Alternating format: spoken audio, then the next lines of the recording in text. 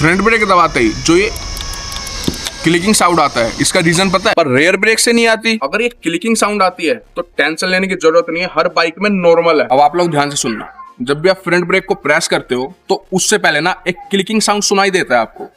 ये आवाज brake light switch की होती है। ये साउंड रेयर ब्रेक से तो नहीं आती, पर पीछे की टेल लाइट होती है ना, वो ऑन जरूर हो जाती है। मेरे हिसाब से ना कंपनी ने कुछ सोच समझ के ये आवाज डाली होगी, क्योंकि जब भी आप फ्रंट ब्रेक लीवर को टच करते हो तो पीछे की जो टेल लाइट होती है ना, वो ऑन हो जाती है। जो पीछे चल रहा है जो ट्रैफिक है उसको सिग्नल मिल जाता है कि उसको कब ब्रेक लेने हैं। वैसे मुझे पर्सनली ना इसकी जो क्लिकिंग साउंड है वो काफी सेटिस्फाइंग लगती है। आपकी बाइक में भी ये साउंड आती है या नहीं? कमेंट करके अपनी बाइक का नाम जरूर बताना और राइड सेफ रखो, फॉलो करना मत भूलना। मिलते हैं नेक्स्ट वीडियो में।